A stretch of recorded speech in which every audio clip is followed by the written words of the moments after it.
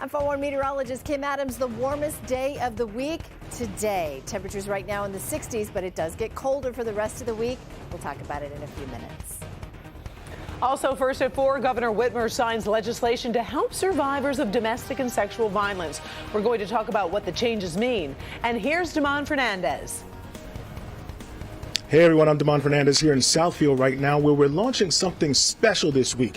Local 4 is taking its 5:30 newscast out of the studio. We're hitting the road and we're going live in your neighborhood. Find out what we're doing here at the Southfield Public Library. Coming up first at 4.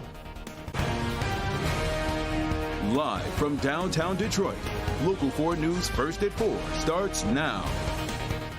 Good afternoon, everybody. I'm Karen Drew. First at 4, the federal case against a former Warren police officer is moving forward, and he remains free on bond. You might recall surveillance video showing Matthew Rodriguez processing a 19-year-old man inside the Warren Police Department.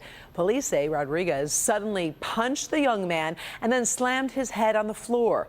Rodriguez was fired days later. He's accused of violating Wakan Smith's civil rights, falsifying records about the incident. Well, this afternoon, Rodriguez was silent in court, and the judge ordered a not guilty plea on his behalf. Now, he is free on a $10,000 personal bond. Wayne County prosecutors have charged this man with first-degree murder for an attack at Redford Union High School. The 42-year-old Detroit man is accused of stabbing a coworker for a third-party custodian service last Thursday. The school district says the attack happened after school hours and no students or other staff were in danger. So far, investigators have not told us what the motive might be. The suspect was arraigned this morning and is being held without bail. He'll be back in court later this month. A new level of support for victims of domestic and sexual violence is now required by Michigan law. Today, Governor Gretchen Whitmer signed the Crime Victims' Rights Bill. They're designed to improve coordination between law enforcement and agencies helping survivors. The law also allows the blurring of faces in court proceedings that are made public. Updates to the criminal code to better protect healthcare workers as well. Also allows victims to testify remotely to prevent re-traumatization and the chances of retribution. At the signing, leaders spoke about the depth of the problem, also the impact of the legislation. 1 in 3 women and 1 in 4 men have experienced some form of physical violence by an intimate partner. On average, nearly 20 people per minute, I'm going to say that again, 20 people per minute are physically abused by an intimate partner. Today is a big win for survivors. These new bills add some layer of protection that were so desperately needed and may potentially create an opportunity for others to feel confident in taking that first step in the healing process. The bills passed the State House and Senate by overwhelming margins. Well, many of you will be headed to the polls tomorrow to vote in elections to determine who is going to lead your local communities. The polls are open from 7 a.m. to 8 p.m. tomorrow. There are races throughout Metro Detroit, including the mayor's race in Warren, where voters will choose a successor to long-term Mayor Jim Fouts. There are also races in Livonia, Westland, Southfield, Royal Oak, and Roseville, just to name a few. We do have a full list for you. You can check it out and find your polling place on our website, clickondetroit.com. Another Republican is jumping into the 2024 race for the Michigan Senate seat. Debbie Stabenow is now giving up. Former Congressman Peter Meyer made it official this morning. He is running in his party's primary. He served 1 term representing parts of western Michigan. Meyer lost the 2022 primary for re-election after voting to impeach former President Donald Trump after the January 6th riot. Meyer says the country needs leaders who are not afraid to be bold and who can't be bought. All right, let's move to that first forecast. We've seen some rain in the northern part of our viewing area, but what about the rest of the evening? It has been gorgeous out there this afternoon, Kim. It has. Those northern counties, though, not only got rain, some thunderstorms with some pretty heavy rain and also lots of lightning. Here in Metro Detroit, it is 66 degrees downtown, low 60s at Metro Airport, 61 in Pontiac, 62 in Ann Arbor, also 62 in Howell. As we widen the view, you can see that line of storms that went through. It did clip Port Huron earlier this afternoon. Still have a few showers up to our north, just in Sault Ste. Marie and the northern lower Michigan, but those are not going to affect us here in Metro Detroit. In fact, for tomorrow, Election Day, there'll be temperatures in the upper 40s in the morning with a mix of clouds and sun, more clouds than sun. but noticeably cooler tomorrow with a high of only 51. We're going to talk about some of the wind that we had today. There was some pretty strong gusts. We'll talk about that coming up. All right, thank you, Kim. It was a struggle for control in the courtroom as former President Donald Trump took the stand in the civil trial that could dismantle his family's business empire.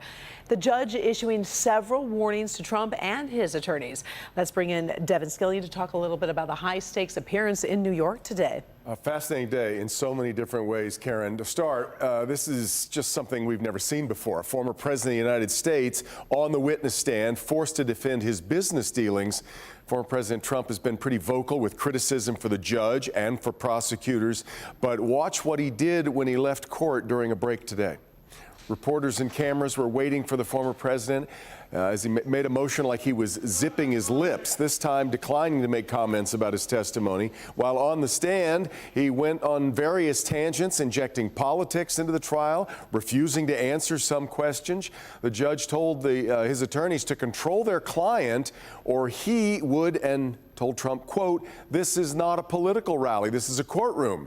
The judge has already determined Trump committed fraud for years by inflating the worth of his various properties, and this trial will determine the punishment and could bring a $250 million fine. New York's Attorney General brought the civil case, said this before the former president's testimony. Mr. Trump has repeatedly and consistently misrepresented and inflated the value of his assets. But at the end of the day, the only thing that matters are the facts and the numbers. And numbers, my friends, don't lie. So the former president just finished his testimony just before we came on air, testified for 5 hours. He denies any wrongdoing, has been downplaying his direct involvement in preparing and assessing the financial statements at issue in this case. His eldest daughter, Ivanka, is now expected to be on the stand coming up on Wednesday. Karen, back to you. All right, we appreciate it. Thank you, Devin. See you at 5. All right, first at 4. Today, we are kicking off a special week of coverage where we are headed into your neighborhood. Our 5:30 newscast will be all live from different communities around the area, and we're highlighting your towns and your stories. Today, our destination is Southfield. Right now, help me, Hanks. Hank Winchester is standing by to meet with local residents. But let's start with my 5:30 partner, Damon Fernandez. Damon. Hey there, Karen. How you feeling? Well, check this out. So a lot of our neighbors are excited about what we're diving into this week. We've been canvassing different communities and talking to neighbors about what they love most about their neighborhoods. And many of you have been sharing your thoughts. For example, we're here right now in Southfield at the Southfield Public Library. Now, some educators told me that they are so happy about what's happening at one local elementary school. Now, they've opened up a new community clinic at that particular school. Yes, a clinic that's not just for the students and staff there. It's for anyone across the community with a variety of services. Just take a look. Good morning. Welcome to Stevenson Elementary School.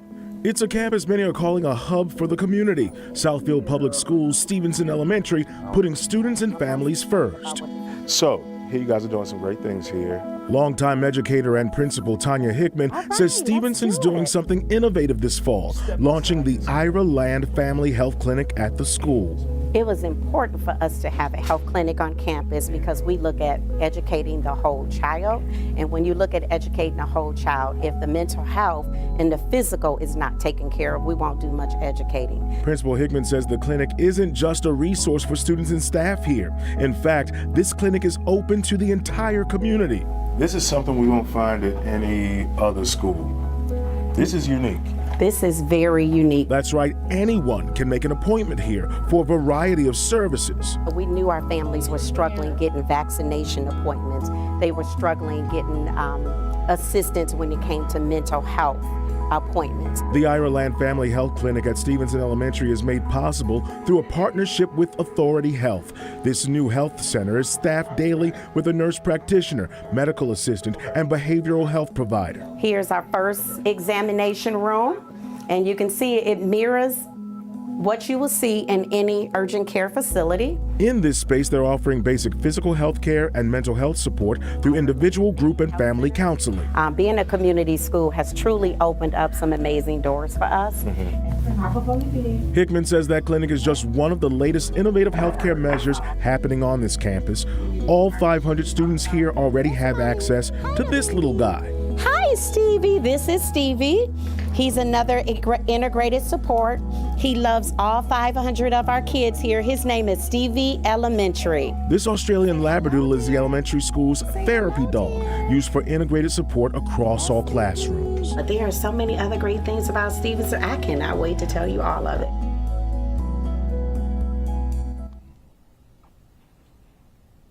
And thank you so much to the folks over at Southfield Public Schools for sharing that story idea. This is an example of just one of the stories that came from community members just like you. The official ribbon cutting for the Ireland Family Health Clinic is coming up this Friday. You can find out more about the Ireland Community Clinic at Stevenson Elementary at clickondetroit.com. Now, speaking of community members, Local 4 Help Me Hank consumer investigator Hank Winchester, he's also busy right now in Southfield. Help me, Hank. Tell us where you are right now and what you're doing.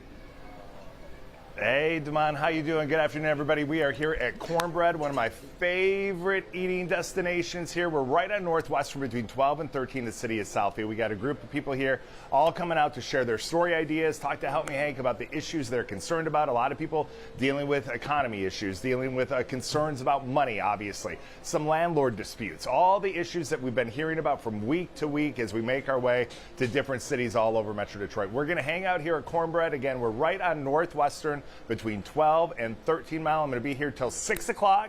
So come on by, have a little bit of cornbread. I hear the ribs are fantastic. We'd love to hear from you. Damon, I'm going to send it back to you, just up the road in Southfield. All right, Hank. Now, I know that that's a hot spot in Southfield. Tried to get in there on a Sunday brunch. Couldn't get a seat. It took a long time. But I'm looking forward to trying that place out. Thanks, Hank. Now, again, we're in your neighborhoods this week, all week long, kicking things off in Southfield today at the Public Library. And Karen, you know we have a lot to get to today. Southfield's Mayor Ken Siver will be joining us live today. He'll be talking about some hot issues, including one of those big transformations that this city is seeing over here at the Northland Center. We're seeing how that's transforming. We'll talk to him about that and some other issues. Christy McDonald will also be joining us. Neighbors have been telling her about what they love most about this city. And we have a few special surprises that the community will love. All coming up at 5:30, Karen. All right, we're looking forward to it. Thank you, Damon. Thank you, Hank. I'll be headed to Southfield right after this newscast, and we will see you when we are live at 5:30.